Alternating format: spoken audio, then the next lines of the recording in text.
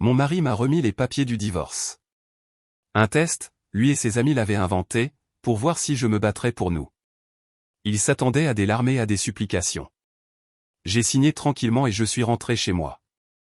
Quelques heures plus tard, son ami le plus proche m'a montré tous les messages, et mon mari a finalement compris qu'il avait risqué tout notre mariage à cause de l'idée stupide de quelqu'un d'autre.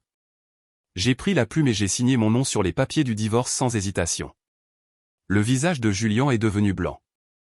« Attends, qu'est-ce que tu fais ? » ?»« Exactement ce que tu m'as demandé de faire, » ai-je dit calmement, en faisant glisser les documents signés de l'autre côté de la table. « Votre avocat peut procéder à l'enregistrement. » Il fixait les papiers comme si je venais de les mettre en feu. « Élodie, attends. » Je pensais qu'on en parlerait d'abord. Tu m'as apporté les papiers du divorce pendant le dîner. Julien, qu'est-ce que tu pensais qu'il allait se passer exactement ? Avant de continuer, je tiens à vous remercier de vous joindre à moi pour partager ces histoires qui comptent. Si vous croyez que l'amour ne devrait jamais exiger de tests ou de manipulation, veuillez envisager de vous abonner. C'est gratuit et cela nous aide à toucher plus de personnes qui ont besoin de l'entendre. Maintenant, voyons comment cela se déroule. Sa bouche s'est ouverte, fermée, rouverte. Aucun mot n'est sorti. C'était la première fois en 7 ans de mariage que je le voyais vraiment sans voix. « Tu es censé te battre pour nous », a-t-il finalement murmuré. Et c'est là que j'ai compris. Il ne s'agissait pas d'un divorce. C'était un test. Un jeu malsain auquel il avait été convaincu de jouer par des personnes qui n'avaient rien à faire dans notre mariage. Je m'appelle Élodie, 29 ans, urbaniste, quelqu'un qui ne joue pas avec des documents juridiques. Et l'homme assis en face de moi, celui avec qui j'avais passé 9 ans à construire une vie, venait de commettre la pire erreur de sa vie. Parce que je ne supplie pas. Je ne joue pas la comédie. Et je ne récompense certainement pas la manipulation.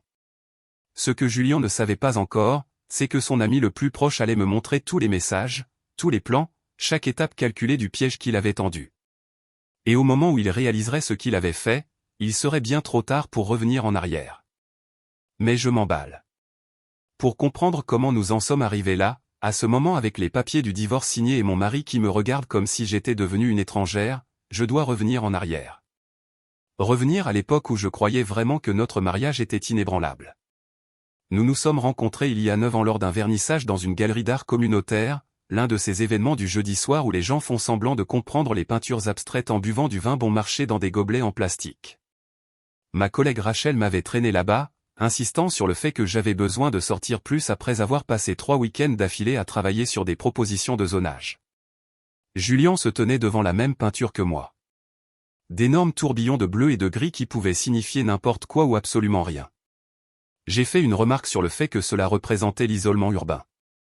Il a ri et a dit qu'il était à peu près sûr que c'était juste quelqu'un qui avait renversé de la peinture et avait décidé de faire payer les gens pour ça. Nous avons passé l'heure suivante à errer dans l'exposition ensemble, en inventant des interprétations de plus en plus ridicules. Il a dit qu'une œuvre représentait la crise existentielle des aimants de réfrigérateur. J'ai dit qu'une autre capturait le voyage émotionnel d'une liste de courses oubliées. Au moment où la galerie a fermé, mes joues me faisaient mal à force de rire. Nous avons échangé nos numéros sur le parking, pris un café 2 fois cette semaine-là, dîné la semaine suivante. En l'espace d'1 mois, je savais qu'il était différent de tous ceux avec qui j'avais eu une relation auparavant. Il n'y avait pas de jeu, pas de dynamique de pouvoir bizarre, pas de test pour savoir si j'enverrais un SMS en premier ou combien de temps j'attendrais pour répondre. Juste une connexion facile et honnête. Julien a fait sa demande en mariage 2 ans plus tard, sur une plage brumeuse au petit matin. Nous étions allés sur la côte sur un coup de tête. Pas de véritable plan si ce n'est de sortir de la ville pour le week-end. Il n'arrêtait pas de tripoter quelque chose dans la poche de sa veste. Lorsque nous avons trouvé une étendue de sable tranquille, il a sorti une bague. Simple, élégante, exactement ce que j'aurais choisi si je l'avais fait moi-même. Sa voix s'est brisée lorsqu'il m'a demandé de l'épouser, vraiment brisée comme celle d'un adolescent. J'ai dit oui avant qu'il ne puisse terminer sa question. Le mariage 7 mois plus tard était intime. La famille proche, une poignée d'amis, rien d'extravagant. Nous avons écrit nos propres vœux. Les siens ont fait pleurer les gens. Les miens ont fait rire les gens. C'était exactement ce qu'il fallait. Exactement nous. Notre vie commune a développé son propre rythme confortable. Nous avons loué un loft spacieux au centre-ville, des briques apparentes, de grandes fenêtres, le genre d'endroit où j'avais toujours rêvé de vivre. Les week-ends matins, nous tentions d'élaborer des recettes de brunch compliquées à partir de blocs de cuisine. Parfois, nous créions quelque chose d'impressionnant. Le plus souvent, nous brûlions des choses et finissions par commander des plats à emporter, en riant de nos désastres culinaires assis sur le sol, entourés de piles d'alarmes incendie que nous avions retirées. Nous avons parlé de fonder une famille un jour. Pas encore, mais un jour. Lorsque le travail se calmerait, lorsque nous nous sentirions prêts, lorsque le moment serait venu, nous avons eu des conversations qui se sont prolongées après minuit sur le type de parents que nous voulions être, les valeurs que nous transmettrions, si nous déménagerions en banlieue ou si nous élèverions obstinément des enfants dans la ville. Je suis direct de nature. Je dis ce que je pense. Je ne fais pas d'allusions, je ne teste pas et je ne joue pas aux échecs émotionnels. J'attends l'honnêteté et je la donne en retour. C'est ainsi que je travaille en tant qu'urbaniste. On ne peut pas construire une infrastructure solide sur des fondations vagues. Et c'est ainsi que j'ai abordé mon mariage. Je croyais que Julien était pareil. Réfléchi, ancré, stable, quelqu'un qui accordait autant d'importance à la communication directe que moi. En y repensant aujourd'hui, je peux voir les fissures que je n'avais pas remarquées à l'époque. Ou peut-être que je les ai remarquées et que je les ai écartées comme n'étant rien d'inquiétant. Julien a toujours été sensible à l'influence. Pas de manière évidente, mais il absorbait les idées de celui qui parlait le plus fort dans une pièce donnée. Il rentrait d'une conférence de travail en parlant de systèmes de productivité dont il avait entendu parler dans un discours d'ouverture. Il regardait un documentaire et se passionnait soudain pour la cause qu'il mettait en avant. Rien de tout cela ne durait jamais longtemps, et cela ne semblait jamais nuisible. Lorsque son cercle était petit et favorable, famille, quelques collègues proches, amis de notre quartier, cela n'avait pas d'importance. Les voix autour de lui étaient bonnes. Mais environ 6 mois avant cette nuit avec les papiers du divorce, les choses ont commencé à changer d'une manière que je ne pouvais pas tout à fait articuler. Julien rentrait du travail en semblant distant, distrait. Il s'asseyait sur le canapé et faisait défiler son téléphone pendant 1 heure sans dire un mot. Lorsque je lui demandais si tout allait bien, il disait qu'il allait bien, juste fatigué, juste en train de penser à un projet. Il a commencé à faire une pause avant de répondre à des questions simples, comme s'il répétait ses réponses dans sa tête. Je lui demandais ce qu'il voulait pour le dîner, et il hésitait pendant plusieurs secondes avant de dire qu'il s'en fichait. Je lui demandais comment s'était passée sa journée, et il me donnait des résumés superficiels qui semblaient écrits à l'avance. J'ai mis ça sur le compte du stress au travail. Tout le monde traverse des phases. Le mariage a des hauts et des bas naturels. J'étais confiante dans nos fondations. La sœur cadette de Julien, Claire, est venue un après-midi environ 5 mois avant que tout ne s'effondre. Nous prenions un café dans le loft lorsqu'elle a mentionné presque avec désinvolture que certains des anciens amis de Julien à l'université étaient de retour en ville. Marcus organise une fête d'anniversaire le mois prochain, a-t-elle dit en remuant son café avec une concentration inutile. Julien a mentionné qu'il était ravi de renouer avec tout le monde. C'est bien, ai-je dit. Il ne parle pas beaucoup de ses amis de l'université. Claire m'a regardé attentivement. Ces gars n'ont jamais été bons pour lui. Ils ont fait ressortir un côté compétitif et peu sûr de lui, comme s'il essayait toujours de prouver quelque chose qu'il n'avait pas besoin de prouver. Les gens changent, cependant, ai-je dit. L'université, c'était il y a plus de 10 ans. Peut-être, a dit Claire, mais elle n'avait pas l'air convaincue. J'ai balayé son inquiétude. Julien avait 33 ans, pas un adolescent influençable. Il pouvait gérer le fait de renouer avec de vieux amis sans se perdre. Un soir, environ 3 semaines avant les papiers du divorce, il s'est passé quelque chose que je n'ai pas reconnu comme significatif avant bien plus tard. Julien est rentré du travail inhabituellement silencieux. Il est passé devant moi sans dire bonjour, a déposé son sac près de la porte et s'est assis sur le canapé en fixant son téléphone. Pendant 20 minutes d'affilée, il a juste fait défiler, son expression complètement vide. Tout va bien, ai-je appelé depuis la cuisine où je coupais des légumes. Ouais, a-t-il dit sans lever les yeux. Je réfléchis. À quoi? Rien d'important. J'ai laissé tomber. Je n'aurais pas dû. Le véritable tournant s'est produit à la fête du 35e anniversaire de Marcus. C'était un samedi soir début septembre. Un lieu sur le toit, des ampoules Edison suspendues au-dessus de nos têtes, des cocktails artisanaux, le genre de rassemblement qui avait l'air décontracté mais qui nécessitait clairement une planification importante. Julien était inhabituellement enthousiaste à ce sujet toute la semaine.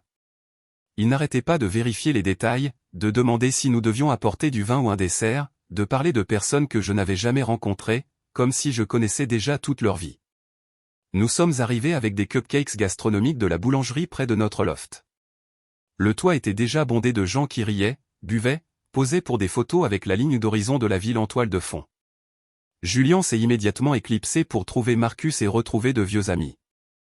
Je me suis dirigé vers la table des desserts pour déposer notre contribution. C'est là que je les ai vus. Julien se tenait près de la rambarde avec deux hommes à qui je n'avais jamais été correctement présenté. L'un avait le genre de confiance odieuse qui remplit une pièce, larges épaules, montre coûteuse, voix un peu trop forte. L'autre planait un demi-pas derrière, hochant la tête avec enthousiasme à tout ce que le premier homme disait. Julien m'a fait signe de venir. J'ai senti les ennuis avant même de les atteindre. Le confiant, Derek, j'allais la prendre plus tard, m'a regardé de haut en bas comme quelqu'un qui évalue une voiture dont il a déjà décidé qu'elle ne valait pas le prix demandé. Alors, voici Elodie, a-t-il dit, la voix empreinte de quelque chose que je ne pouvais pas tout à fait définir. Julien n'arrête pas de parler de toi. J'espère que ce sont de bonnes choses, ai-je répondu d'un ton égal. Il n'a pas répondu. Au lieu de cela, il s'est lancé dans ce qui ressemblait à un monologue répété sur les relations modernes qui manquent d'épines dorsales, les femmes qui deviennent trop à l'aise, les hommes qui ont besoin d'affirmer leur domination ou qui risquent de se faire marcher dessus. L'autre, Connor, acquiesçait comme si son accord était noté pour sa précision.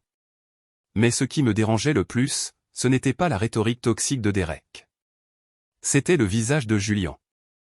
Il écoutait avec une curiosité sincère, presque impressionné, comme s'il entendait une sagesse profonde au lieu d'ordures recyclées provenant de quelqu'un qui projetait clairement ses propres échecs sur le monde. J'ai senti mon estomac se nouer. Ce n'était pas le Julien que je connaissais. C'était quelqu'un d'autre, quelqu'un que je ne reconnaissais pas. Et j'ai réalisé, debout là, sur ce toit avec de la musique qui jouait et des gens qui riaient autour de nous, que quelque chose avait fondamentalement changé. Le poison de Derek avait déjà commencé à agir. Je ne savais juste pas jusqu'à quelle profondeur il irait. Derek a ramené la conversation à Julien avant que je ne puisse m'éloigner. « Votre femme a une langue acérée », a-t-il dit comme si je n'étais pas là. « Vous êtes sûr de pouvoir gérer ça ?» Julien a ri maladroitement. « Elle est juste protectrice. »« Ça va. »« Protectrice », a répété Derek, laissant le mot en suspens. C'est une façon de le décrire. Connor s'est déplacé inconfortablement. J'ai croisé directement le regard de Derek et j'ai dit, c'était intéressant de vous rencontrer tous les deux, d'un ton qui indiquait clairement que intéressant n'était pas un compliment. Puis je me suis éloigné, laissant Julien planté là avec eux. Le reste de la fête s'est déroulé dans un flou.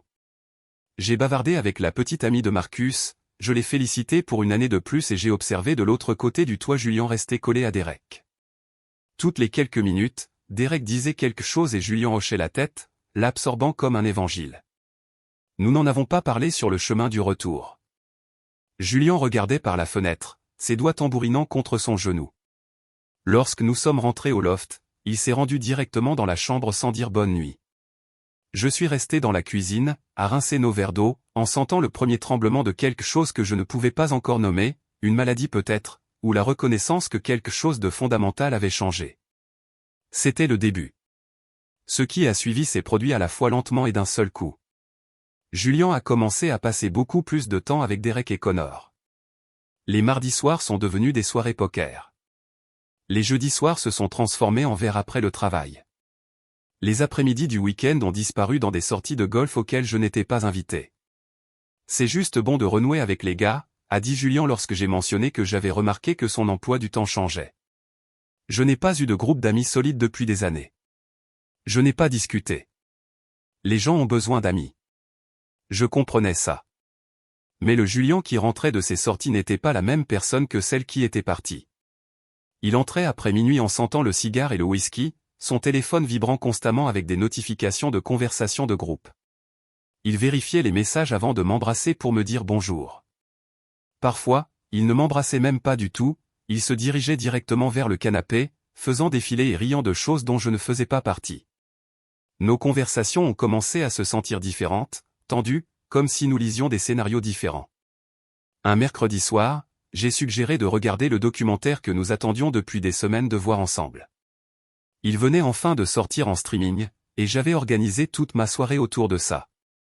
J'ai commandé de la nourriture thaïlandaise, préparé le canapé avec des couvertures, mis le film en pause. Julien a à peine levé les yeux de son téléphone. Je n'ai pas vraiment envie. Nous parlons de regarder ça depuis un mois, ai-je dit. Je ne suis pas obligé de te divertir, Élodie. Les mots ont atterri comme un coup physique. Non pas parce qu'ils étaient particulièrement cruels, mais parce qu'ils n'étaient pas les siens. Le phrasé, le ton, la froideur détachée. C'était la voix de Derek qui sortait de la bouche de mon mari. Je l'ai fixé, cherchant sur son visage la reconnaissance qu'il venait de dire quelque chose de complètement inhabituel. Rien. Il est juste retourné à faire défiler son téléphone, son pouce se déplaçant mécaniquement vers le bas de l'écran. D'où ça sort, ai-je demandé doucement. Quoi? Cette phrase. Obligé de me divertir. Tu n'as jamais parlé comme ça avant. Il s'est hérissé. J'ai le droit de fixer des limites. Ce n'est pas une limite. C'est un script que quelqu'un t'a donné. Sa mâchoire s'est crispée. Il s'est levé, a attrapé son téléphone et est entré dans la chambre sans dire un autre mot. J'ai entendu la porte se fermer, pas claquer. Cela aurait nécessité de l'émotion, juste fermée, plat, et final. J'ai mangé la nourriture thaïlandaise seule sur le canapé. Depuis la chambre, je pouvais l'entendre rire de quelque chose sur son téléphone. Le son traversait les murs, étouffait mes distincts. La distance entre nous semblait plus grande que les 10 mètres qui séparaient le salon de notre chambre. Le lendemain matin, les choses ont empiré. Julien préparait du café lorsque je suis entré dans la cuisine. Il ne s'est pas retourné, il a juste dit à la machine à café, tu sais, les hommes sont vraiment sous-estimés dans les mariages modernes. Je me suis arrêté en plein pas, quoi. C'est vrai. Les femmes attendent tout et ne donnent rien en retour. Il l'a dit comme s'il récitait un fait tiré d'un manuel scolaire, comme s'il avait mémorisé les mots phonétiquement sans en absorber le sens. Qui t'a dit de dire ça, ai-je demandé prudemment. Sa tête s'est redressée brusquement, sur la défensive. Qu'est-ce que ça veut dire? Ça veut dire que tu ne crois pas vraiment ça. Ce n'est pas toi qui parles. C'est Derek. Il a croisé les bras sur sa poitrine. Alors maintenant, je n'ai pas le droit d'avoir mes propres opinions. Absolument, ai-je dit, quand elles sont réellement les tiennes. Quelque chose a traversé son visage. De la colère peut-être, ou de la honte d'être démasqué. Il a attrapé sa veste au dos de la chaise et s'est dirigé vers la porte. Où vas-tu? Dehors. La porte a claqué assez fort pour faire vibrer les cadres des tableaux sur le mur. Je suis resté dans le silence soudain de notre loft, sentant les fondations de notre mariage se fissurer sous mes pieds comme de la glace au printemps. Mon téléphone a sonné 20 minutes plus tard. Et, j'ai entendu dire que Julien traînait avec de vieux amis de l'université, a dit Rachel prudemment. Tout va bien? Qui t'a dit ça? Michel a mentionné qu'elle vous avait vu à la fête de Marcus, a dit Rachel. Julien semblait différent. Je me suis effondré sur le canapé. Différent comment? Juste pas lui-même, plus agressif, se donnant en spectacle peut-être. J'ai voulu le défendre, dire que tout allait bien et que les gens interprétaient trop le comportement social normal, mais je n'ai pas pu faire sortir les mots. Fais juste attention, elle, a dit Rachel doucement. Certaines personnes changent ce qu'elles sont quand elles essaient d'impressionner la mauvaise foule. J'ai ri, mais ça sonnait creux, même à mes propres oreilles. Julien a 33 ans, pas 17. Il peut gérer de vieux amis. J'espère que tu as raison. Après avoir raccroché, je suis resté assise là à fixer mon téléphone. J'aurais dû écouter l'inquiétude de Rachel. Je ne l'ai pas fait. C'était ma deuxième erreur. Le test a commencé 3 jours plus tard. Julien est rentré du travail et m'a trouvé en train de lire sur le canapé. Sans préambule, sans contexte, il a dit « Laisse-moi voir ton téléphone ». J'ai levé les yeux de mon livre. Pourquoi? Je veux juste vérifier quelque chose. Vérifier quoi? Pourquoi est-ce important? Si tu n'as rien à cacher, ça ne devrait pas être un problème. La logique était tellement absurde que j'ai failli rire. Au lieu de ça, j'ai déverrouillé mon téléphone et je le lui ai tendu. Rien à cacher. des textos avec ma sœur sur des projets de week-end, des emails de travail sur des permis de zonage, une conversation de groupe avec des amis de l'université qui organisaient une réunion. Il a tout fait défiler méthodiquement, les messages, les journaux d'appel, même mes photos. Il a passé 15 minutes à examiner les preuves d'une vie qui était exactement ce qu'elle semblait être, ennuyeuse, honnête, normale. Quand il a finalement rendu le téléphone, il avait l'air presque déçu, comme s'il avait voulu trouver quelque chose d'incriminant et qu'il se sentait lésé de ne pas l'avoir fait. Content, ai-je demandé.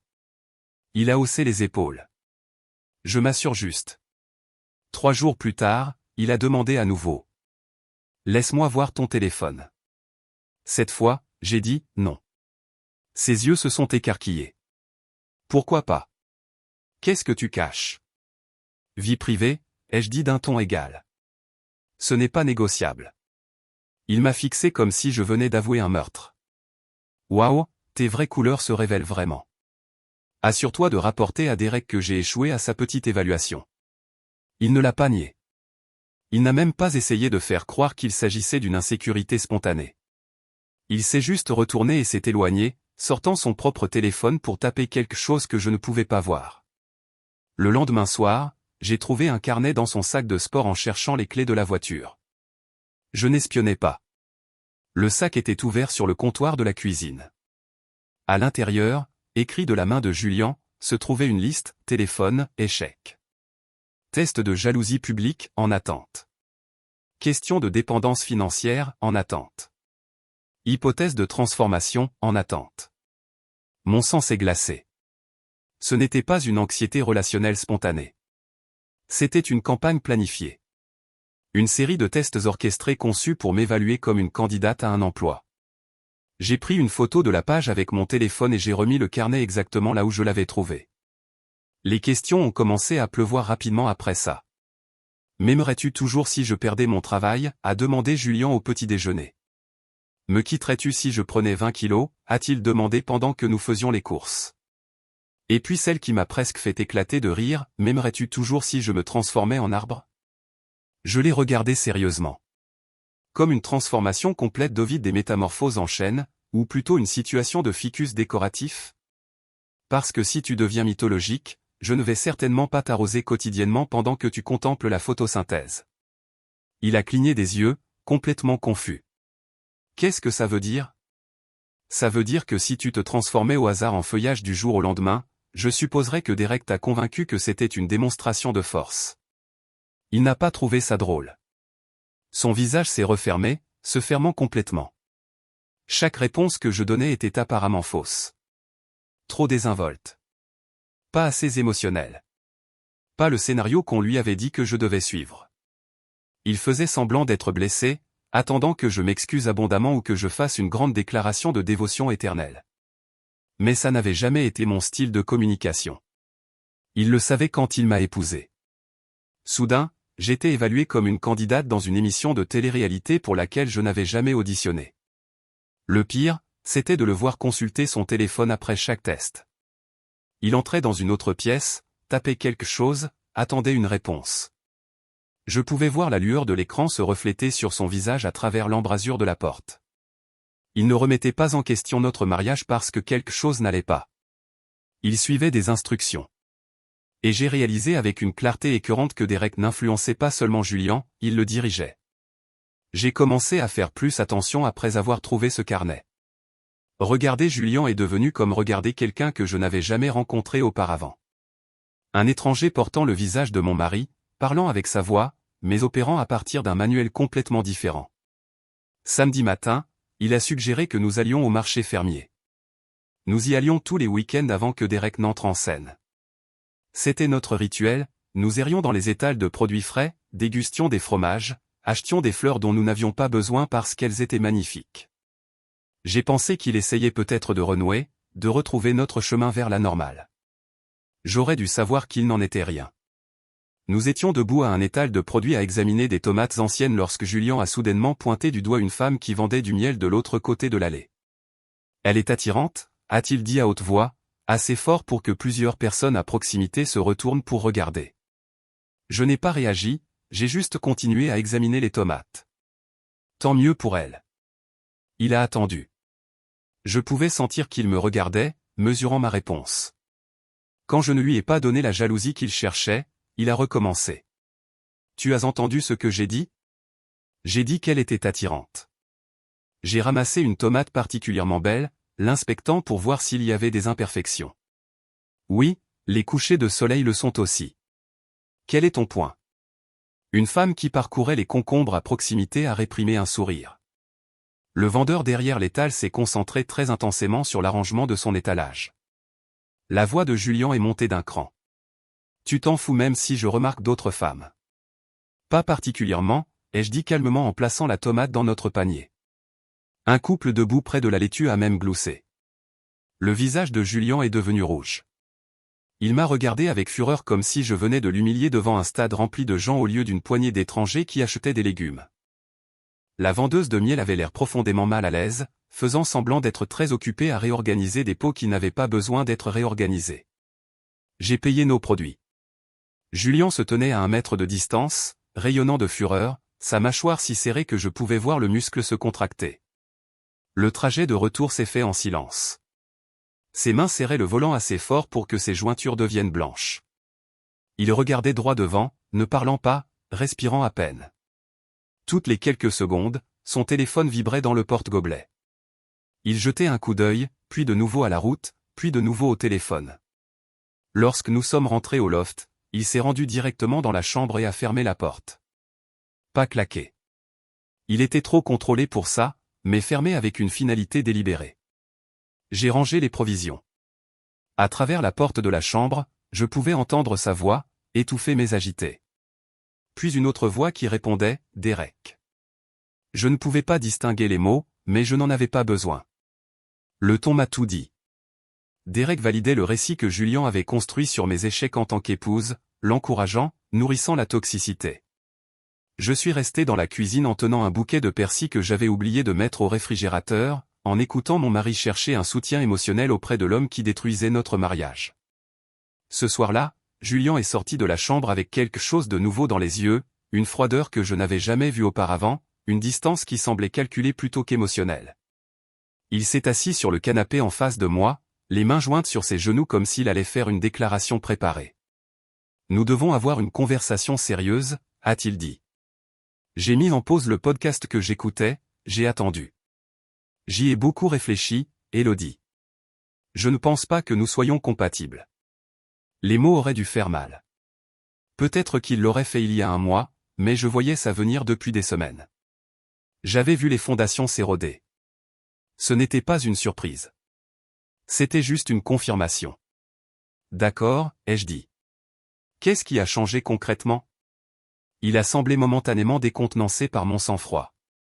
Il s'attendait probablement à des larmes, mais au lieu de ça, je suis resté assise là à attendre qu'il s'explique. J'ai l'impression que tu ne te bats pas pour nous. Que tu t'en fiches. Ce n'est pas une réponse, ai-je dit d'un ton égal. C'est un script. Qu'est-ce qui s'est passé en réalité? Qu'est-ce que j'ai fait ou pas fait qui t'a fait ressentir ça? Il a eu du mal, cherchant des détails qu'il n'avait manifestement pas. Tu ne comprendrais pas. Tu ne donnes jamais la priorité à mes besoins émotionnels. C'était encore là, le phrasé de Derek, mot pour mot, prononcé comme si Julien l'avait mémorisé pour un test. Alors aide-moi à comprendre, ai-je dit. Je suis assise juste là. Explique-moi. Mais il ne pouvait pas ou ne voulait pas. Chaque tentative que j'ai faite pour creuser plus profondément, pour atteindre la racine réelle de ce que c'était, s'est heurtée à un mur de platitudes vagues qui semblait avoir été copié et collé d'un forum sur la masculinité toxique. J'ai besoin de quelqu'un qui se bat pour moi. J'ai besoin de quelqu'un qui montre de la passion. J'ai besoin de quelqu'un qui prouve son engagement. J'ai reconnu chaque phrase. Elles étaient toutes de Derek. Aucune n'était de Julien. As-tu envisagé une thérapie de couple, ai-je demandé. Nous pourrions parler à quelqu'un ensemble, comprendre ce qui se passe réellement ici. Sa réponse a été rapide et froide. La thérapie ne résoudra pas ça. Et les femmes ne suggèrent la thérapie que lorsqu'elles veulent contrôler le récit. J'ai senti quelque chose en moi devenir très immobile, très calme. Le genre de calme qui vient quand on comprend enfin exactement à quoi on a affaire. Ce n'est pas vrai, ai-je dit doucement. Mais si c'est ce que tu crois, alors nous avons des problèmes plus importants que je ne le pensais. Il s'est levé brusquement. J'ai déjà parlé à un avocat. J'ai les papiers prêts. L'air a quitté la pièce. Pendant un moment, je n'ai pas pu respirer, je n'ai pas pu traiter ce qu'il venait de dire. Il y a 2 semaines. 2 semaines. Alors que nous dormions encore dans le même lit, alors que je lui préparais encore du café le matin, alors que nous continuions à simuler un mariage, il planifiait la fin. Derek est au courant, ai-je demandé, bien que je connaissais déjà la réponse. Julian a hésité, puis a hoché la tête. Il m'a aidé à trouver l'avocat. Il a dit que je devais me protéger. Bien sûr, il l'a fait. Derek n'a pas seulement empoisonné l'esprit de mon mari. Il l'a aidé à utiliser la loi comme une arme contre moi. Je me suis levé lentement, avec précaution. Que ton avocat m'envoie les papiers. Julian a cligné des yeux. C'est tout? Tu ne vas pas te battre contre ça? Il n'y a rien à combattre, ai-je dit. Tu as déjà fait ton choix. Il y a 2 semaines. Il a ouvert la bouche, l'a refermée. Il s'attendait à de la résistance, à une crise émotionnelle, à des supplications. Cette acceptation calme ne figurait manifestement pas dans le script que Derek lui avait donné. Je suis allé à la cuisine, je me suis versé un verre d'eau et j'ai attendu que mes mains cessent de trembler. 3 jours plus tard, Julian a déposé un dossier sur la table à manger entre nos assiettes comme si c'était un courrier à signer. J'avais préparé des pâtes. Nous mangions en silence. Puis le dossier est apparu. Qu'est-ce que c'est, ai-je demandé, bien qu'une partie de moi le savait déjà. Regarde, a-t-il dit. Je l'ai ouvert. Des papiers de divorce, propres, officiels, dévastateurs dans leur formalité. Tu es sûr de ça, ai-je demandé doucement. C'est ce qu'il y a de mieux pour nous deux, a-t-il dit. Sa voix avait à nouveau cette qualité mécanique, répétée. Je dois donner la priorité à ma croissance. Je ne peux pas faire ça en étant sous-évalué. Comment as-tu été sous-évalué, ai-je demandé. Donne-moi un exemple concret. Il a cherché une réponse, n'a rien trouvé et est revenu au script. Tu ne te bats pas pour nous. Tu ne me montres pas que tu tiens à moi. Si tu m'aimais vraiment, tu me supplierais de reconsidérer maintenant. Et voilà le dernier test, le contrôle de loyauté ultime. Il voulait des drames. Il voulait que je prenne ses mains à travers la table, que je pleure, que je promette de changer tout de moi, que je le supplie de ne pas partir. Il voulait une crise émotionnelle cinématographique qui prouverait que je l'aimais assez pour m'humilier. Il voulait une performance.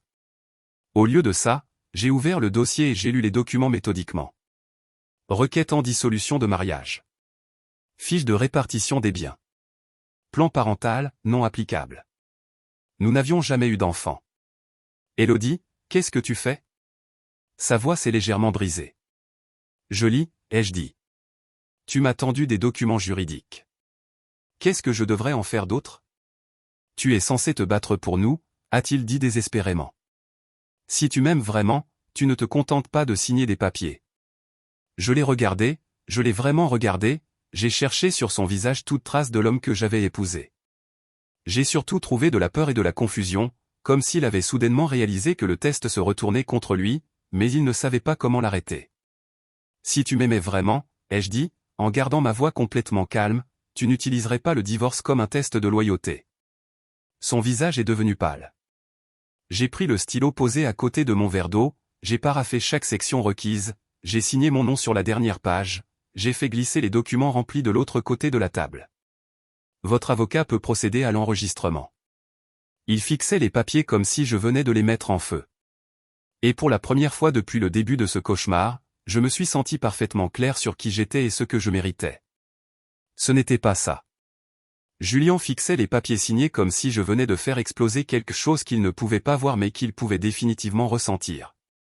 Son visage était passé de pâle à gris. Attends, Élodie, attends. Peut-être devrions-nous en parler davantage. Je me suis levé, en ramassant mon assiette sur la table. J'ai essayé de parler. Tu voulais une performance. Ce n'est pas ça, ai-je dit fermement, en croisant son regard. Tu voulais que je prouve quelque chose. Je ne prouve rien à quelqu'un qui me manque de respect. Sa bouche s'est ouverte, mais aucun mot n'est sorti. Il avait l'air perdu, comme si quelqu'un lui avait enlevé sa carte en plein voyage, et il n'avait aucune idée de comment procéder sans elle. Ce résultat ne figurait manifestement pas dans le manuel de Derek. Il s'attendait à des larmes, du désespoir, peut-être à ce que je jette les papiers à travers la pièce dans un refus dramatique. Pas une acceptation calme et digne. « Tu es sans cœur », a-t-il murmuré. Je me suis arrêté à l'évier de la cuisine. Non, je suis honnête.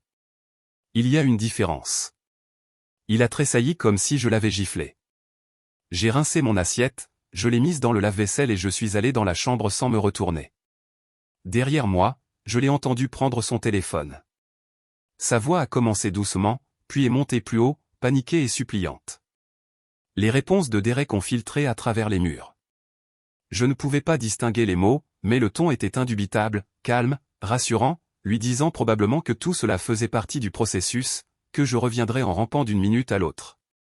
J'ai sorti mon sac de voyage du placard et j'ai commencé à faire mes bagages. Brosse à dents, vêtements de rechange, chargeur de téléphone, l'essentiel. Je ne resterai pas ici ce soir, peut-être pas pendant de nombreuses nuits. J'ai envoyé un texto à Claire, puis-je rester chez toi? 3 points sont apparus immédiatement, puis sa réponse, les portes sont ouvertes.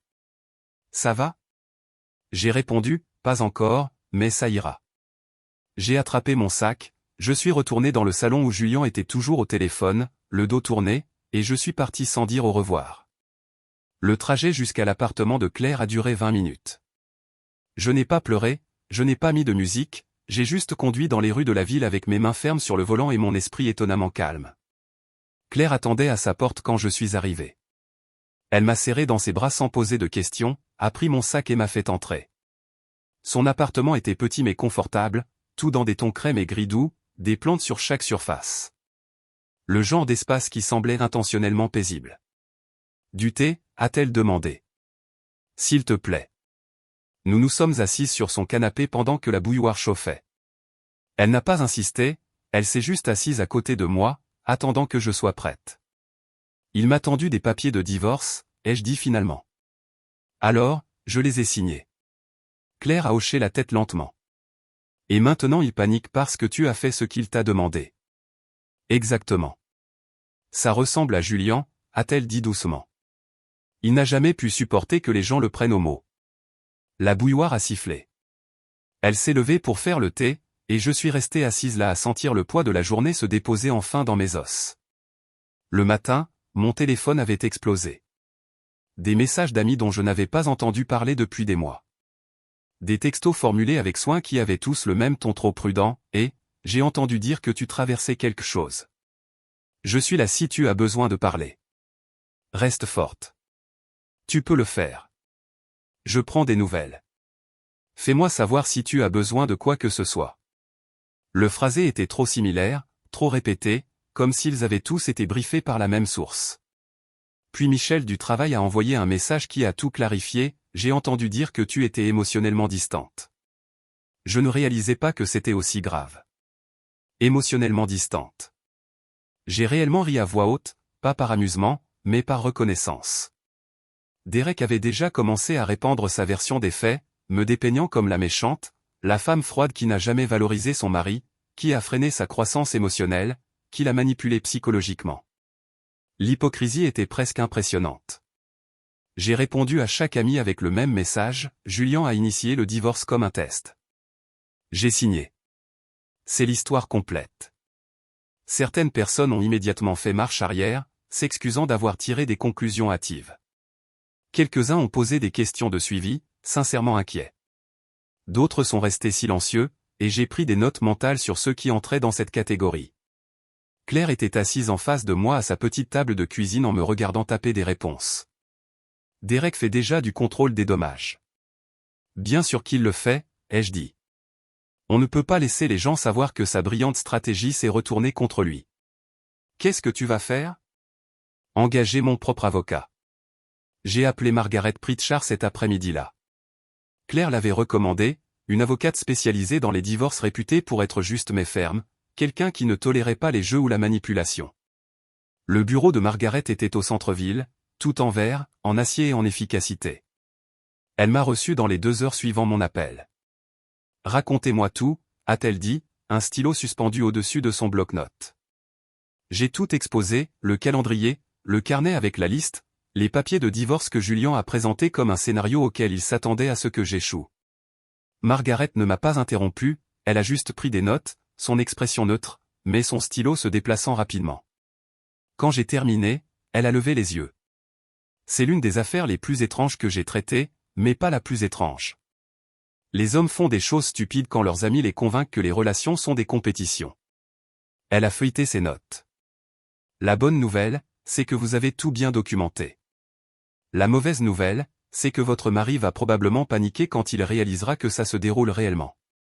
Laissez-le paniquer, ai-je dit. Elle a souri légèrement.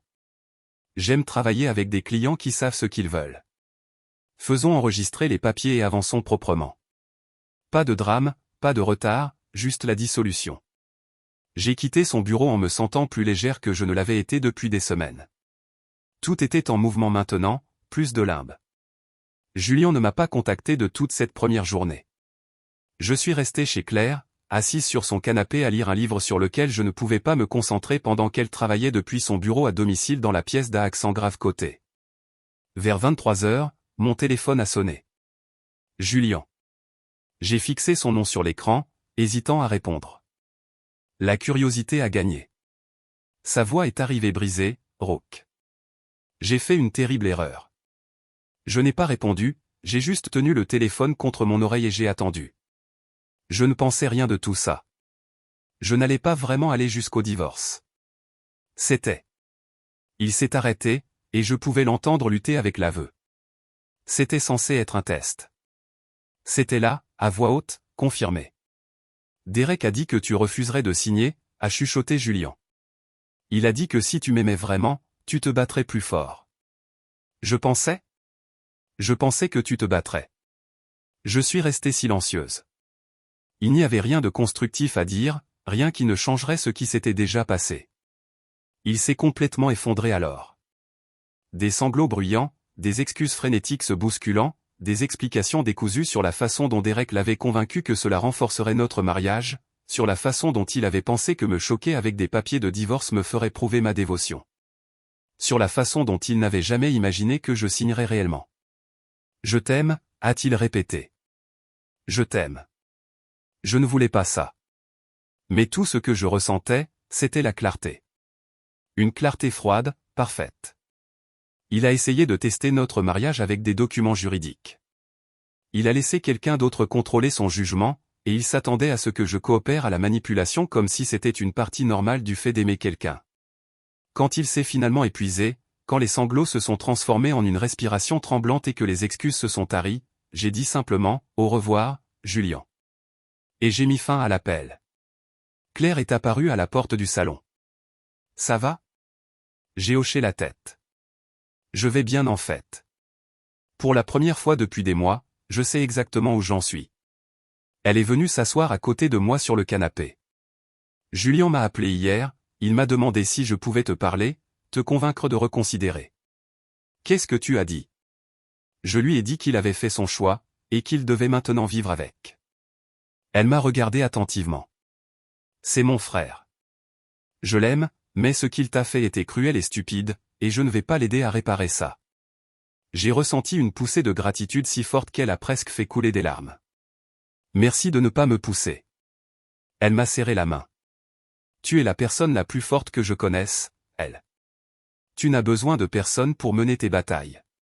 Tu as juste besoin de gens qui ne les aggraveront pas. Cette nuit-là, j'ai mieux dormi que je ne l'avais fait depuis des semaines. Plus besoin d'attendre des tests dont je ne savais pas qu'ils allaient arriver. Plus besoin de marcher sur des œufs autour de quelqu'un qui était censé être mon partenaire. Plus besoin de me demander si l'homme que j'aimais était toujours là quelque part sous l'influence de Derek. Juste de la clarté, froide et propre, et enfin la mienne. Le lendemain matin, je me suis réveillé sur le canapé de Claire avec la lumière du soleil qui entrait à flot par ses fenêtres orientées à l'est et l'odeur du café qui infusait dans la cuisine. Pendant un instant, j'ai oublié où j'étais. Puis tout est revenu en trombe, les papiers signés, l'appel téléphonique paniqué de Julien, la clarté que j'avais enfin trouvée. Mon téléphone a vibré sur la table basse. Un message d'un numéro inconnu qui s'est avéré être celui de Connor. « Élodie, s'il te plaît. J'ai besoin de te parler d'urgence. Je sais que je ne mérite pas ton temps, mais je ne peux plus rester silencieux. Pas après tout ce qui s'est passé. J'ai fixé le message pendant plusieurs minutes, le relisant encore et encore. L'ombre perpétuelle de Derek, le type qui acquiesçait à tout, ne s'exprimant jamais, ne remettant jamais rien en question. Pourquoi me contacterait-il maintenant? Qu'est-ce qu'il pourrait bien avoir à dire qui importerait? Mais quelque chose dans le message semblait sincère, du désespoir mêlé à de la culpabilité, comme s'il portait quelque chose de lourd et qu'il ne pouvait finalement plus le retenir. J'ai répondu, quand et où? Sa réponse est arrivée en quelques secondes. N'importe quand, n'importe où tu veux. J'ai des choses que tu dois voir. Nous avons convenu de nous rencontrer dans un café de l'autre côté de la ville, un endroit où je n'étais jamais allé avec Julian, un endroit neutre et loin de tous les endroits où nous pourrions croiser des gens que nous connaissions. Connor était déjà là à mon arrivée, assis à une table d'angle, recroquevillé sur une tasse de café qu'il n'avait manifestement pas touchée. Il avait l'air terrible, parasé, les vêtements froissés comme s'il avait dormi dedans, les yeux rougis et épuisés. Il s'est levé quand il m'a vu approcher. « Merci de m'avoir rencontré », a-t-il dit, la voix tremblant légèrement. « Je n'étais pas sûr que tu viendrais. » Je me suis assise en face de lui. « Dis ce que tu as à dire. » Il a pris une inspiration, se reprenant. « Je ne suis pas là pour trouver des excuses ou défendre qui que ce soit. J'ai juste besoin que tu saches la vérité sur ce qui s'est passé, sur ce qui se passe encore. » J'ai attendu. Connor a sorti son téléphone avec des mains tremblantes. Derek nous a tous manipulés, moi, Julian, tout le monde dans ce groupe. Il n'offre pas l'amitié. Il offre le contrôle. Il ne veut pas de père qui le mette au défi. Il veut des disciples qui valident sa vision du monde, aussi toxique soit-elle. Il a déverrouillé son téléphone et a commencé à faire défiler les messages. J'ai essayé d'arrêter ça. J'ai essayé de prévenir Julian, mais je n'étais pas assez fort. Et je vis avec cette culpabilité depuis. Il m'a tendu son téléphone comme s'il soumettait des preuves dans un procès. Des captures d'écran remplissaient l'écran, tout avec des horodatage clairement visibles. La première était un message de Connor à Julian daté de 3 semaines avant les papiers de divorce. C'est insensé. Derek te pousse vers quelque chose de destructeur. Ce n'est pas de la force. Ce n'est pas du leadership. Tu es en train de te perdre. Tu le laisses transformer ton mariage en jeu de guerre. Il projette ses échecs sur toi, et tu le laisses réécrire ta réalité. Je l'ai lu 2 fois. Connor avait vraiment essayé. Il avait vu ce qui se passait et avait tenté d'intervenir. Qu'est-ce que Julian a dit, ai-je demandé. La mâchoire de Connor s'est crispée. Il m'a dit que Derek comprenait mieux les relations que moi. Que j'étais jaloux de sa croissance. Qu'il avait besoin de faire confiance au processus. Il m'a regardé avec des yeux épuisés. C'étaient ses mots exacts, faire confiance au processus, comme s'il était dans une sorte de secte. Je me suis senti mal. Mon mari avait choisi la validation toxique de Derek plutôt que l'inquiétude sincère de quelqu'un qui tenait réellement à lui. Connor a repris son téléphone et a fait défiler davantage. Ça empire. Il a affiché la conversation de groupe, Derek, Connor, Julian et 2 autres gars que j'avais vaguement reconnus à la fête de Marcus. Les messages étaient récents, datant d'il y a quelques jours à peine. Le nom de Derek apparaissait sans cesse, postant de longs paragraphes. Connor, tu es pathétique. Arrête d'être un simp. Tu as l'air d'avoir subi un lavage de cerveau par la propagande féministe. Si tu ne peux pas soutenir la croissance de Julian, alors ferme ta bouche. C'est pour ça que tu n'arrives pas à maintenir des relations. Tu es jaloux de sa transformation et tu essaies de la saboter. Les attaques ont continué pendant des pages. Vicieuses, implacables, toutes visant Connor pour avoir osé remettre en question ce que Derek faisait. J'ai quitté le groupe après ça, a dit Connor doucement. Je ne voulais plus rien avoir à faire avec la manipulation de Derek. Mais Julian est resté. Il a choisi Derek avant tout. Avant toi, avant moi, avant son propre jugement. Pourquoi me montres-tu ça, ai-je demandé. Qu'est-ce que tu attends de moi? Connor avait l'air sincèrement peiné. Rien. Je ne veux rien. J'avais juste besoin que tu saches la vérité. Parce que Derek raconte à tout le monde que c'est toi qui étais le problème, que tu étais autoritaire et émotionnellement distante, que tu as saboté la croissance de Julian et que tu l'as manipulé psychologiquement. Il s'est arrêté. Et Julian est tellement influencé par Derek qu'il commence à le croire. J'ai ressenti une étrange combinaison de validation et de rage. La validation que je n'étais pas folle, que la manipulation avait été réelle et calculée. La rage de voir à quel point Derek avait tout orchestré. Il y a plus, a dit Connor. Il a fait défiler ses messages pour revenir à des conversations entre Derek et Julian datant de plusieurs semaines avant même que la séparation ne soit mentionnée. Ce que j'ai vu m'a glacé le sang. Les messages décrivaient une stratégie complète, un plan étape par étape pour détruire un mariage. D'abord, crée une distance émotionnelle. Fais-lui sentir qu'elle te déçoit. Ensuite, exige de l'espace. Elle doit se sentir incertaine. Enfin, présente les papiers du divorce. Si elle signe, elle ne t'a jamais vraiment aimé. Si elle refuse et se bat, alors elle vaut la peine d'être gardée. C'était vraiment dérangé, un véritable manuel pour instrumentaliser le divorce. Mais ce qui m'a fait le plus mal, ce sont les réponses de Julian, de petits moments où le doute perçait. Je ne sais pas pour ça. Ça me semble extrême et cruel. Et si elle signe vraiment? Et si je la perds définitivement? Je l'aime. Je ne veux pas détruire ce que nous avons.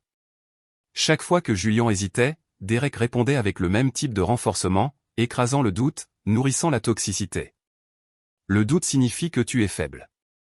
Un vrai homme teste sa femme. Tu mérites une partenaire qui se bat.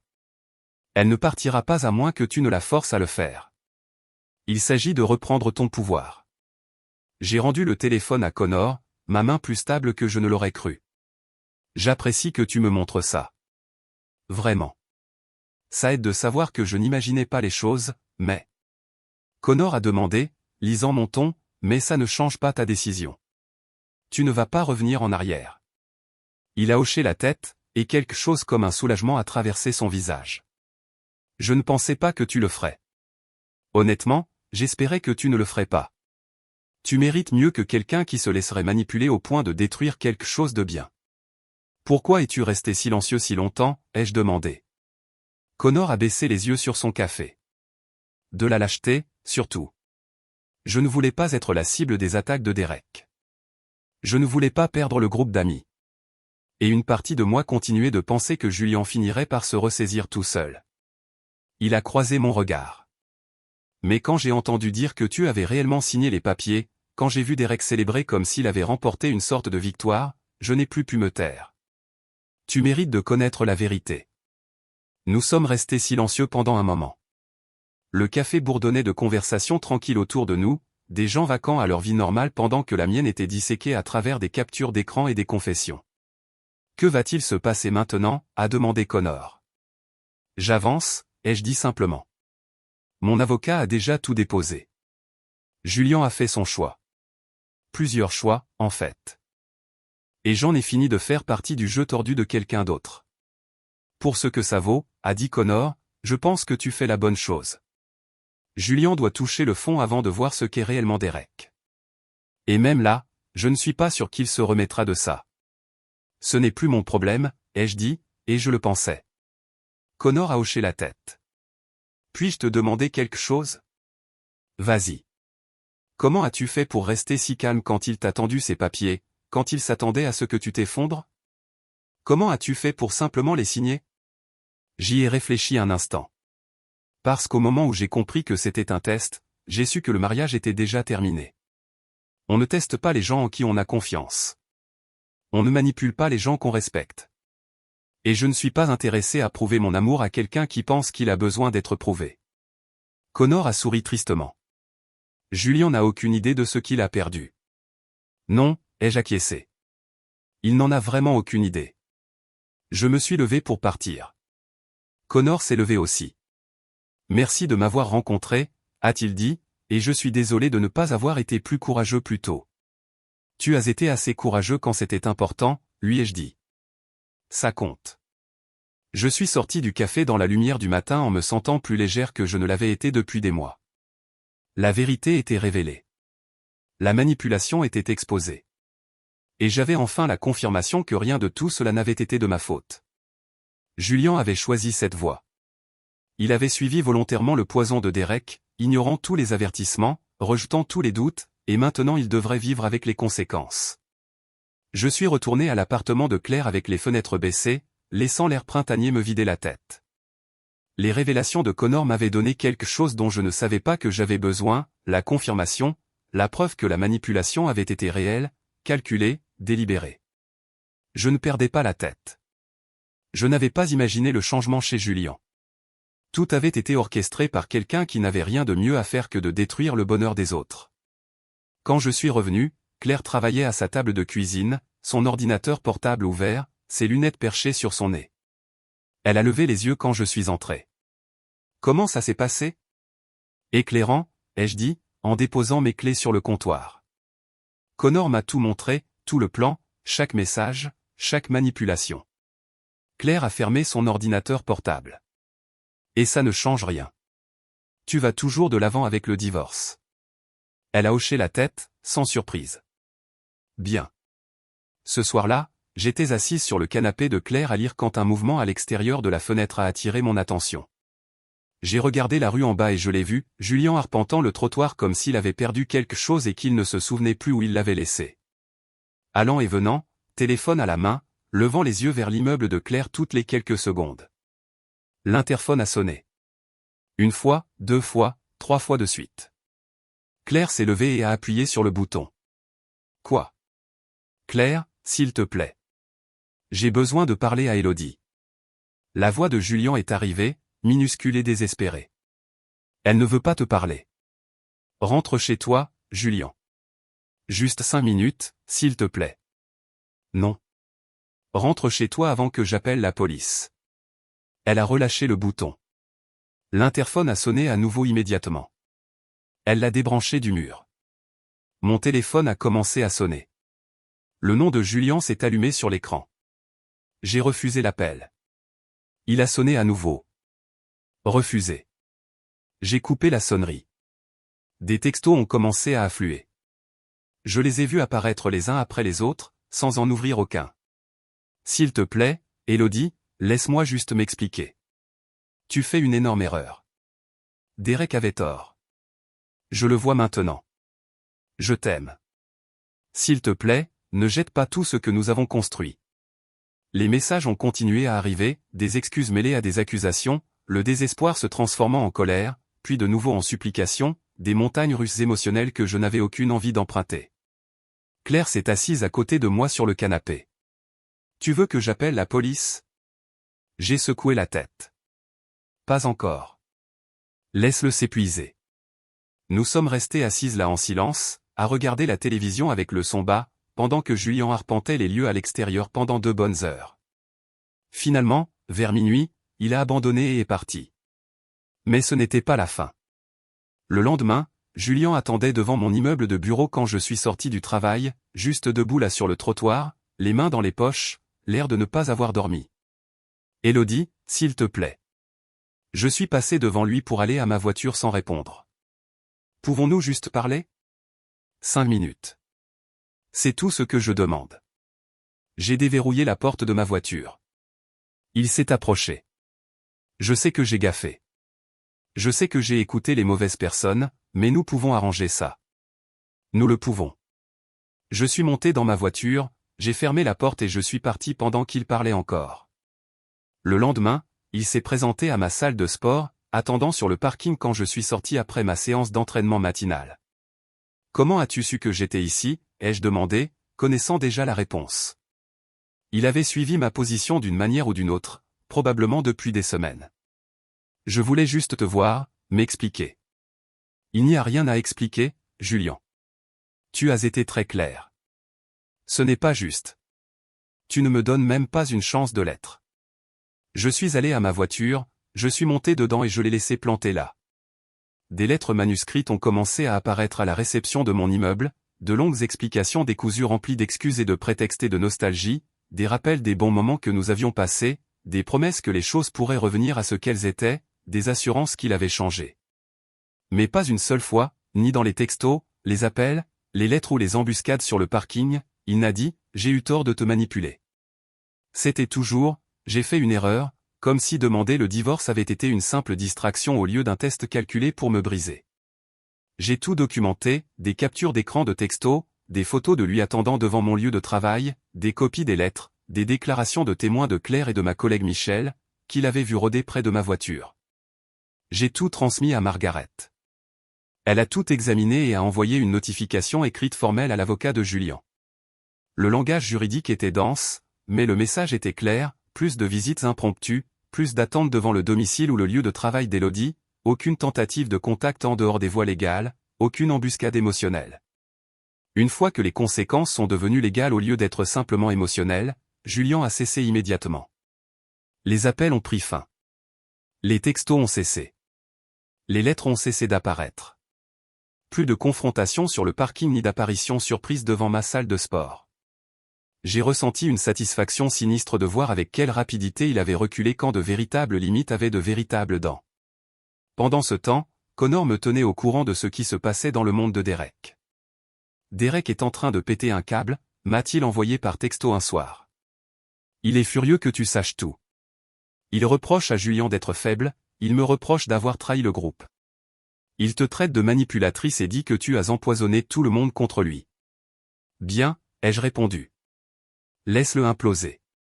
Connor m'a envoyé une capture d'écran de la conversation de groupe, celle qu'il avait déjà quittée mais qu'il pouvait apparemment encore voir.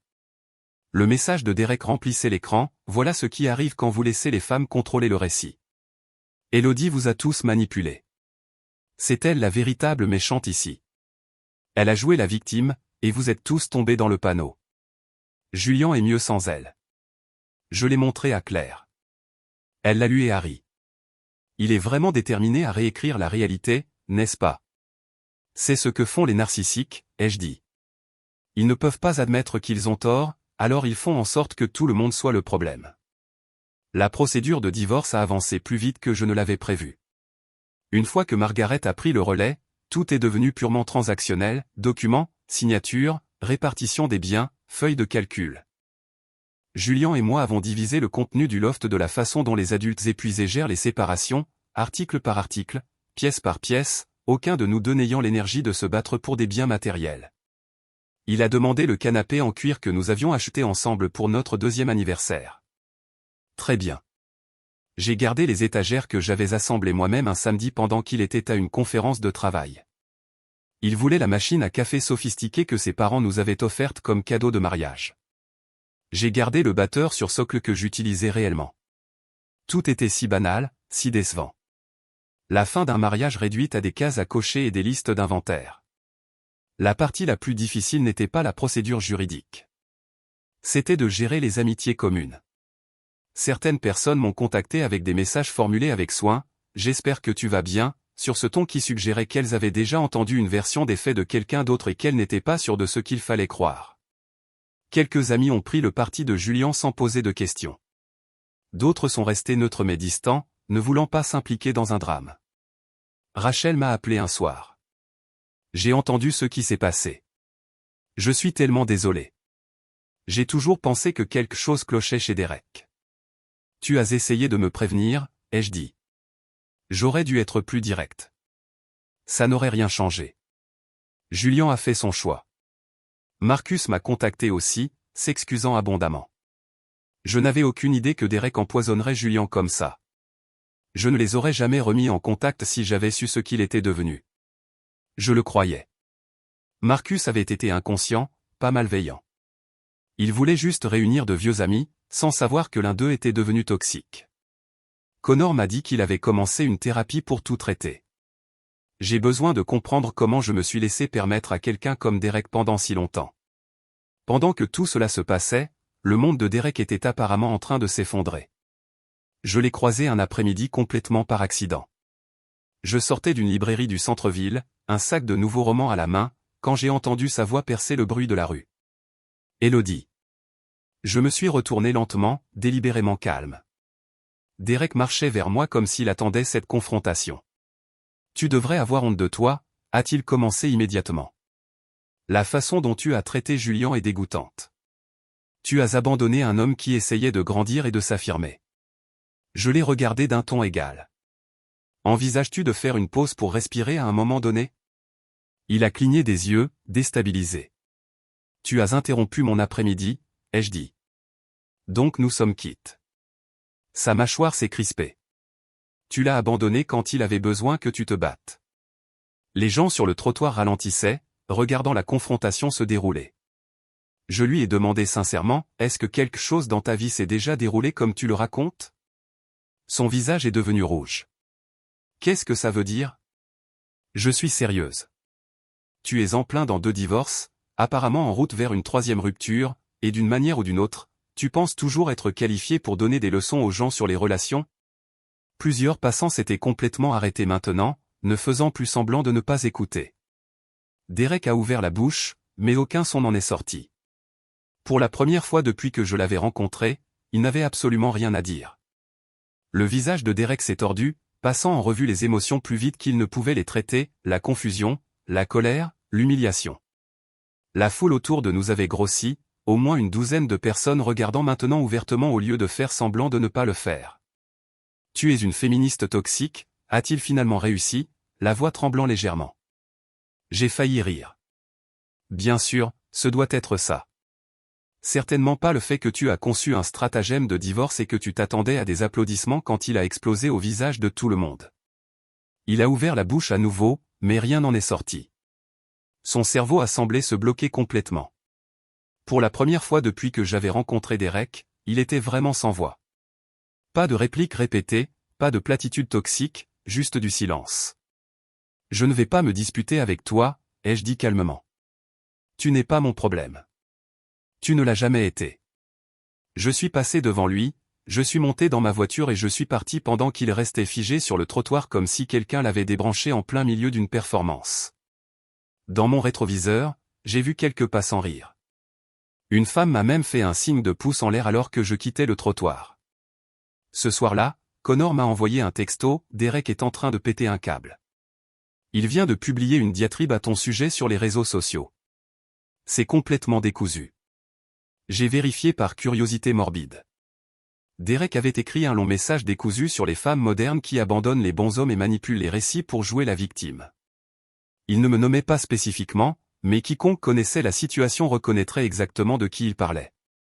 Le message était rempli de sa rhétorique habituelle, les femmes qui veulent tout en ne donnant rien, les hommes qui sont sous-évalués et méprisés, les relations qui nécessitent de la force et de la domination pour survivre. Mais la section des commentaires ne s'est pas déroulée comme Derek l'avait prévu. Les personnes qui connaissaient réellement l'histoire ont commencé à le dénoncer immédiatement. N'as-tu pas poussé Julien à demander le divorce à titre de test? Et maintenant tu es en colère qu'Elodie ait pris le bluff au mot.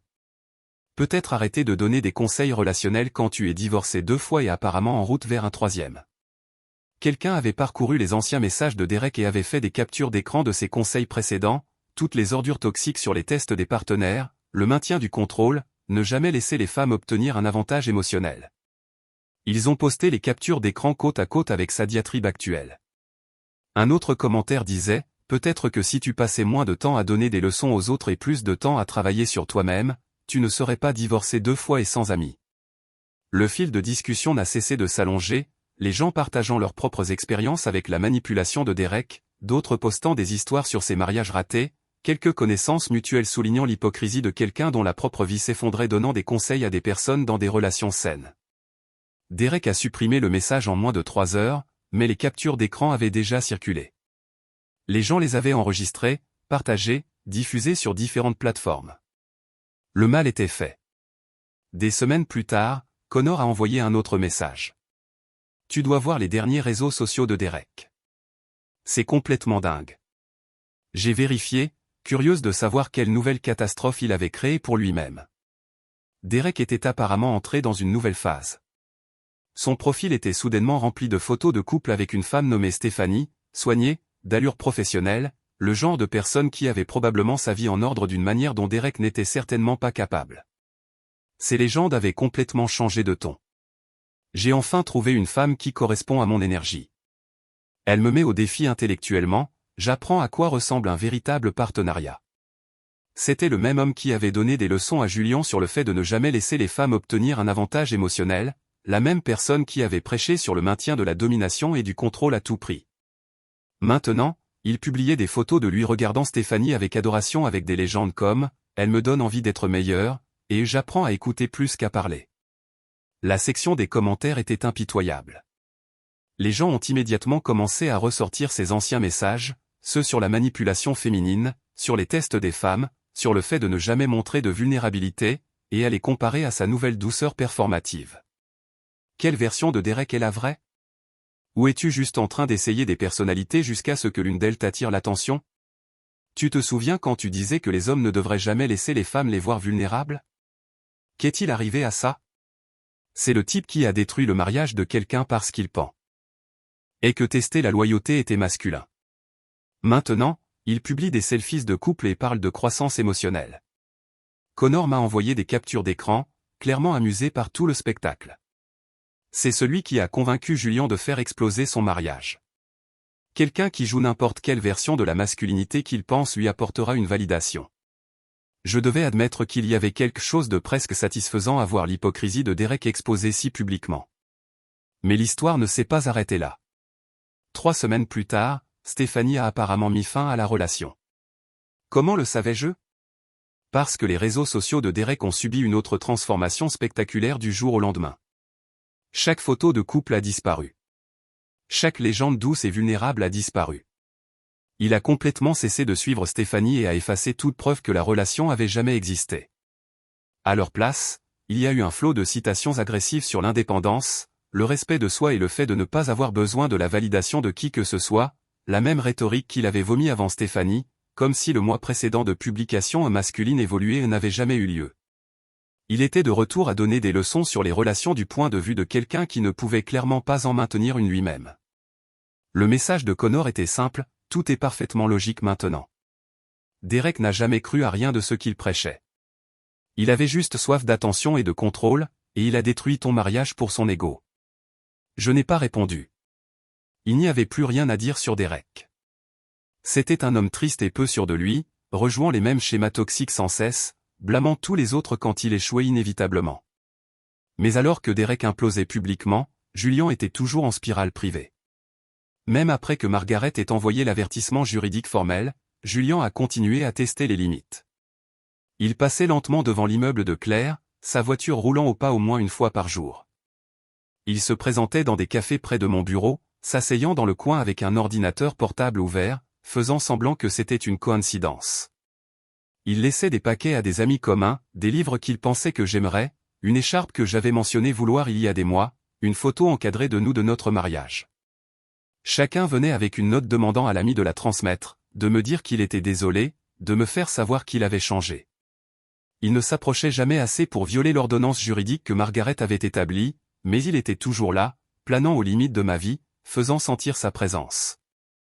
J'ai tout documenté, des photos de sa voiture devant l'immeuble de Claire, des captures d'écran d'amis montrant ses demandes de transmettre des cadeaux, un registre de chaque observation, de chaque rencontre manquée, de chaque limite qu'il a franchie sans techniquement la traverser. Margaret a tout examiné et a envoyé un deuxième avis formel à l'avocat de Julian. Le langage était plus fort cette fois. Si le contact se poursuivait en dehors des voies légales, nous demanderions des ordonnances d'éloignement et des accusations de harcèlement potentiel. Cela a finalement percé la fantaisie dans laquelle Julian vivait. Les passages en voiture ont cessé. Les apparitions dans les cafés ont pris fin. Les colis ont cessé d'arriver par l'intermédiaire d'amis communs. Une fois que de véritables conséquences juridiques sont devenues imminentes, pas seulement des enjeux émotionnels, mais des ordonnances du tribunal réel et des accusations criminelles potentielles, il s'est complètement retiré. J'ai réalisé quelque chose d'important à ce moment-là. Julian n'avait jamais été vraiment dangereux. Il n'était ni violent ni menaçant. Il était juste faible, facilement manipulé, cherchant désespérément la validation auprès de sources qui ne combleraient jamais réellement le vide en lui. Cela n'excusait pas ce qu'il avait fait, la manipulation, les tests, les papiers du divorce, le comportement de harcèlement par la suite. Rien de tout cela n'était acceptable. Mais cela m'a aidé à comprendre que rien de tout cela n'avait vraiment été à propos de moi. Je n'avais pas de lacune en tant qu'épouse. Je n'avais pas manqué de me battre pour notre mariage. Je n'avais pas été trop froide ou trop distante ou trop quoi que ce soit. Julian avait détruit notre relation parce que Derek l'avait convaincu que la manipulation était de la force, que le test était de l'amour, que les véritables partenariats nécessitaient une preuve constante au lieu d'une simple confiance. Et quand j'avais refusé de jouer le jeu, quand j'avais pris son bluff au mot et signé les papiers, il avait paniqué, non pas parce qu'il m'avait perdu, mais parce qu'il avait échoué au test conçu par Derek. Tout son sens de soi était devenu enveloppé dans la vision du monde toxique de Derek, et quand cette vision du monde s'est effondrée, quand je n'ai pas réagi comme Derek avait promis que je le ferais, Julian n'avait plus rien sur quoi se tenir.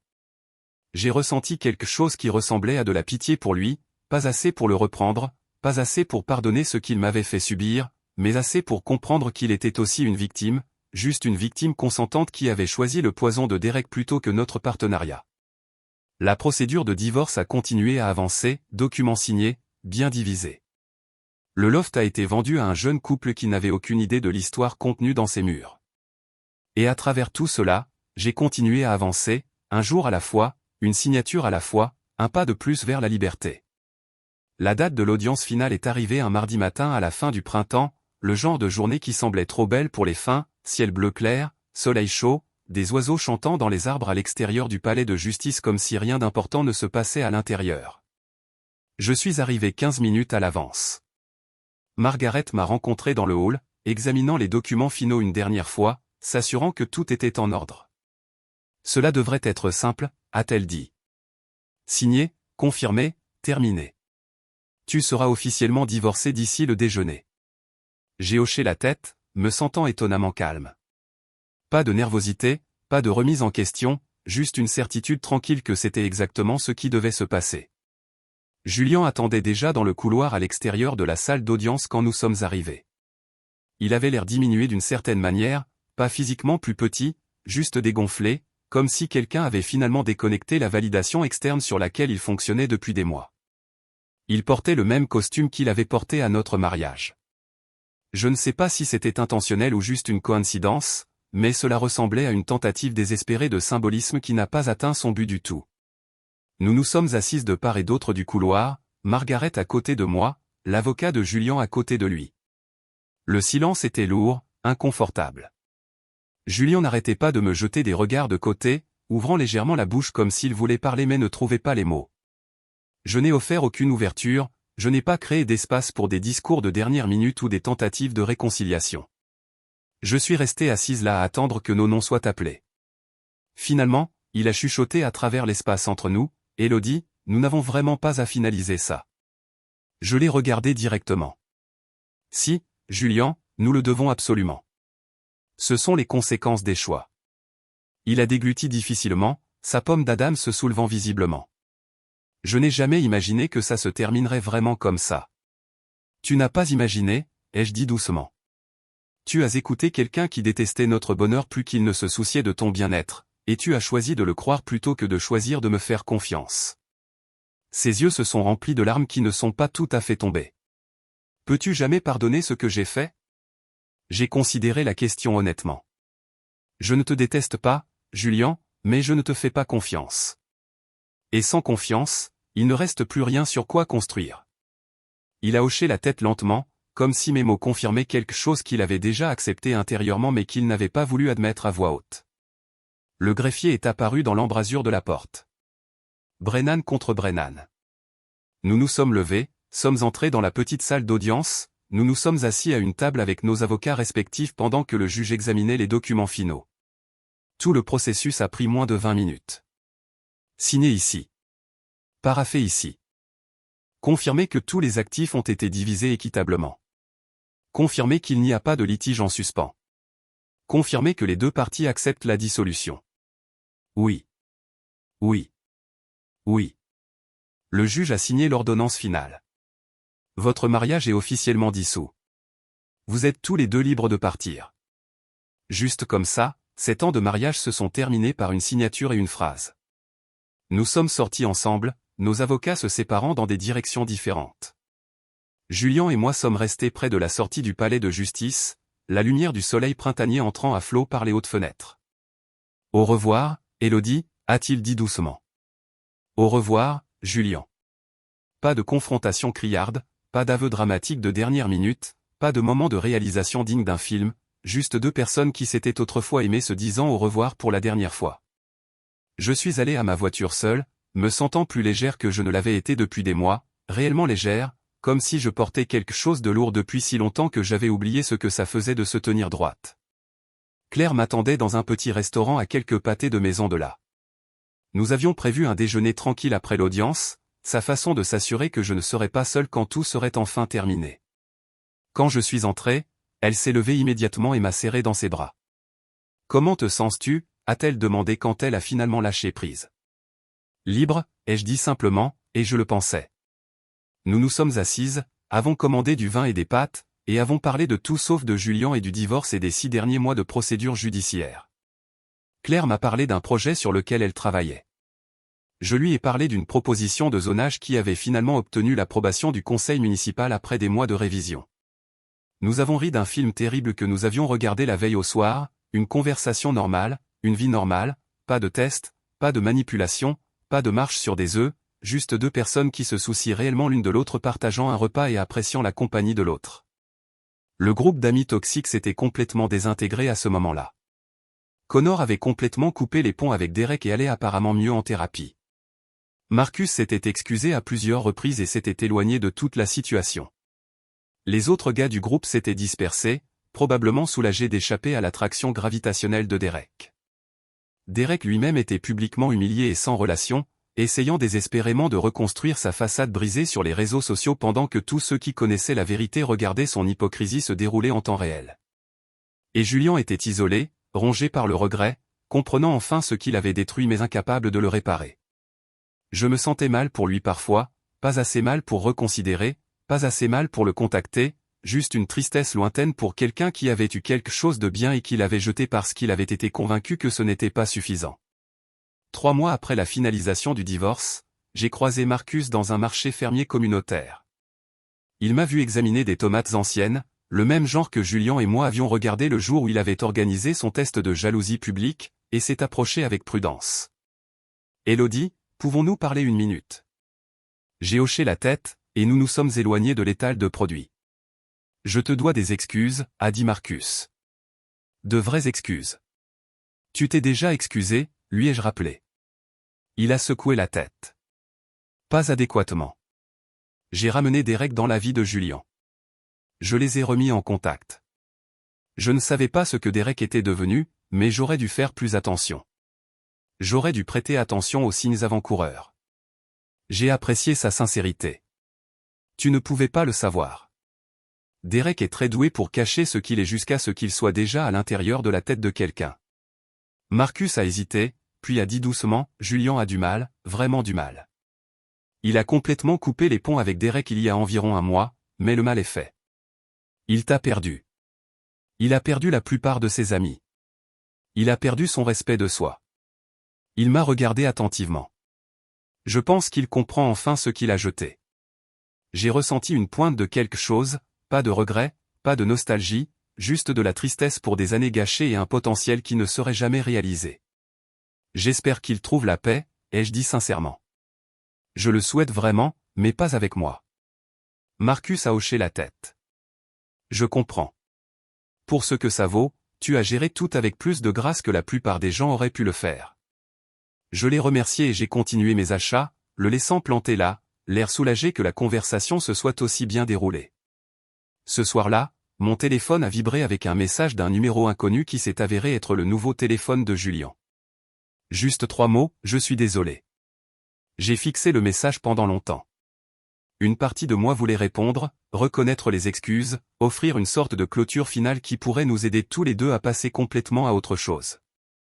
Mais une autre partie, la partie qui reconstruisait ma vie pièce par pièce au cours des 6 derniers mois, savait que répondre ne ferait que rouvrir une porte que j'avais soigneusement et délibérément fermée. J'ai supprimé le message sans répondre. 6 mois après la finalisation du divorce, j'étais assise dans mon nouvel appartement, plus petit que le loft que Julien et moi avions partagé, mais entièrement à moi, une chambre, de grandes fenêtres, une cuisine que j'avais lentement remplie d'équipements de cuisine que j'utilisais réellement. Claire m'aidait à accrocher des photos au mur. Rachel avait apporté du vin et était en train de mettre une liste de lecture sur son téléphone. Nous rions de quelque chose de complètement trivial, un client que Rachel avait traité au travail qui avait insisté sur le fait que la Terre était plate. Quand j'ai réalisé quelque chose, c'était la première fois en plus d'1 an que je me sentais complètement en paix.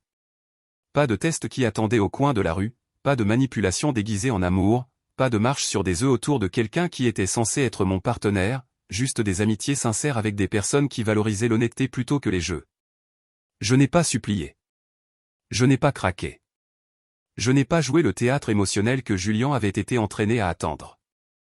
Je me suis simplement éloigné de quelqu'un qui a choisi de détruire ce que nous avions construit parce qu'un homme manipulateur et peu sûr de lui l'avait convaincu que l'amour nécessitait des tests et des preuves constants.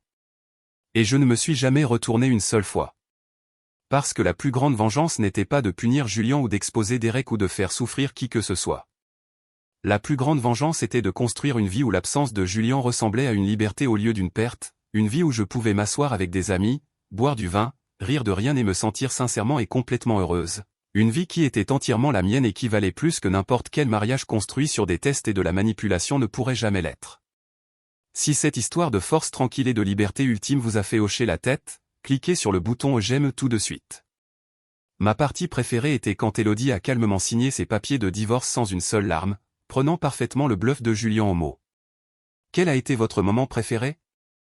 Écrivez-le dans les commentaires ci-dessous. Ne manquez pas d'autres histoires puissantes comme celle-ci. Abonnez-vous et cliquez sur cette cloche de notification pour ne jamais manquer une mise en ligne.